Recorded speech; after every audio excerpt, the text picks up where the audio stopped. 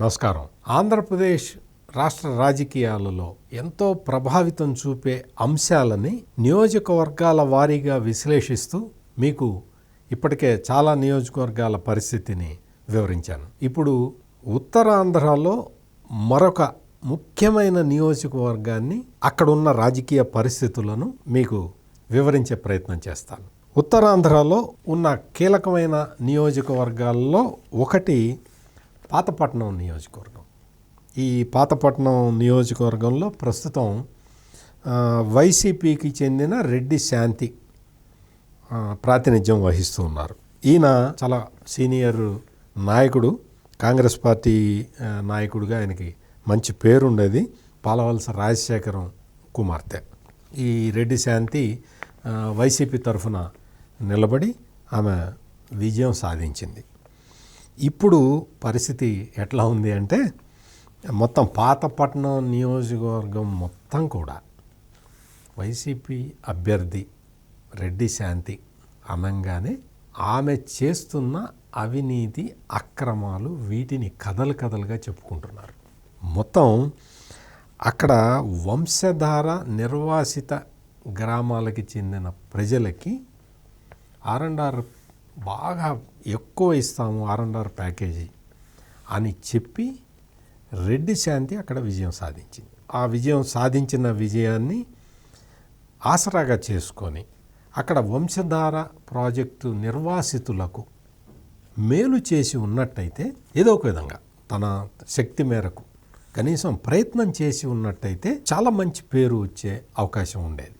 అయితే రెడ్డి శాంతి ఆమెకి సంబంధించిన మనుషులు, అంటే వాళ్ళ పరివార గణం, వాళ్ళందరూ కూడా మొత్తం R&R ప్యాకేజీలో వచ్చిన డబ్బుల్ని ఎలా కొట్టేయాలా, కమిషన్లు ఎలా తీసుకోవాలా అన్న విషయాల మీదే ప్రధానంగా దృష్టి కేంద్రీకరించారు. దీంతో అసలు వంశధార నిర్వాసిత గ్రామాలకి మళ్ళీ వీళ్ళు వెళ్ళి వైఎస్ఆర్ కాంగ్రెస్ పార్టీకి ఓటేయండి అని అడిగే పరిస్థితి లేదు. ఇక్కడ మొత్తం చాలా దారుణమైన పరిస్థితుల్లో అక్కడ వైఎస్ఆర్ కాంగ్రెస్ పార్టీ ఉన్నది. వైఎస్ఆర్ కాంగ్రెస్ పార్టీ ఎంత దారుణంగా ఉంది అంటే, ఆ మధ్య జరిగిన స్థానిక సంస్థల ఎన్నికల్లో రెడ్డి శాంతి కుమారుణ్ణి హీరమండలం జెడ్పీటీసీకి నిలబెడితే తెలుగుదేశం పార్టీ ఆ ఎన్నికల్లో పోటీ చేయకపోయినా కానీ తెలుగుదేశం పార్టీ క్యాండిడేట్ నిలబడితే అతని మీద ఇతను ఓడిపోయాడు. అంటే రెడ్డి శాంతి కుమారుడు ఓడిపోయాడు, జెడ్పీటీసీగా ఓడిపోయాడు. అంటే ఆ స్థాయిలో వైఎస్ఆర్ కాంగ్రెస్ పార్టీ పరపతి పాతపట్నంలో మనకి కనపడుతూ ఉంది. మొత్తం అసలు ఇంటింటికి వెళ్ళి ప్రచారం చేసి ఎంతమందిని బతిలాడుతున్నా కానీ ఎక్కడా కూడా వైఎస్ఆర్ కాంగ్రెస్ పార్టీకి సానుభూతి అనేది ఎక్కడా వ్యక్తం కావట్లేదు. ఎందుకు అంటే ఇదే ఈ కమిషన్లు, ఈ అవినీతి, ఈ గొడవలలోనే అందరూ మునిగిపోయి ఉన్నారు. మొత్తం ఇప్పుడు అక్కడ ఏంటి అంటే, తెలుగుదేశం పార్టీ హయాంలో జరిగిన అభివృద్ధి ఇప్పటికీ కనపడుతూ ఉంటుంది. మొత్తం నరసన్నపేట పాతపట్నం మధ్య ఆ రోడ్డు, అప్పటి రోడ్డు అవన్నీ వేయించడం అదంతా కూడా తెలుగుదేశం పార్టీ అధికారంలో ఉన్నప్పుడు జరిగినవే. అందుకనే అక్కడ కలమట వెంకటరమణ తెలుగుదేశం పార్టీ అభ్యర్థిగా చాలా ప్రభావం చూపిస్తూ ఉన్నారు. ఆయన మొత్తం నియోజకవర్గంతో చాలా చక్కగా సంబంధాలు పెట్టుకొని ఉన్నారు. వైఎస్ఆర్ కాంగ్రెస్ పార్టీ మాత్రం మొత్తం ఈ ఎమ్మెల్యే అవినీతి, ఈ తదితర కారణాలతోటి చీలిపోయి ఉన్నది. మొత్తం వర్గాల వారీగా విడిపోయి ఉన్నారు. అక్కడెక్కడ నాయకుల్లో, కింది స్థాయి నాయకుల్లో కూడా ఐక్యత లేదు.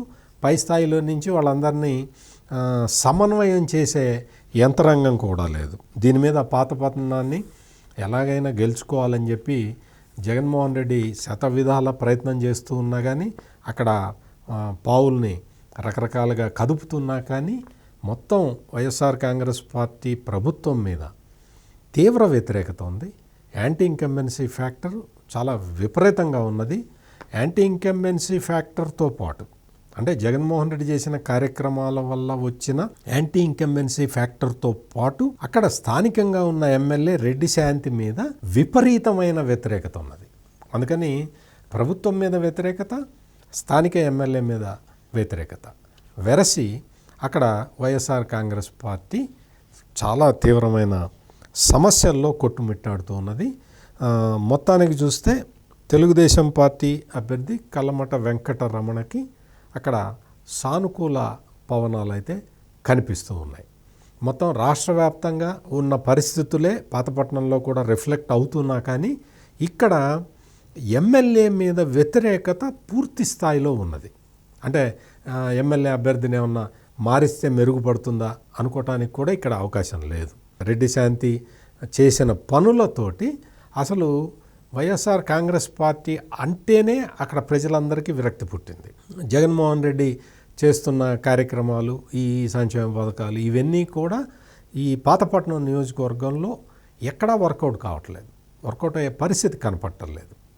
అందువల్ల ఇక్కడ ఈ నియోజకవర్గంలో ఈసారి తెలుగుదేశం పార్టీ విజయం సాధించటం ఖాయంగా కనిపిస్తున్నది. మరొక కీ కాన్స్టిట్యుయెన్సీ తోటి మీ ముందరికి వస్తాను. నమస్కారం.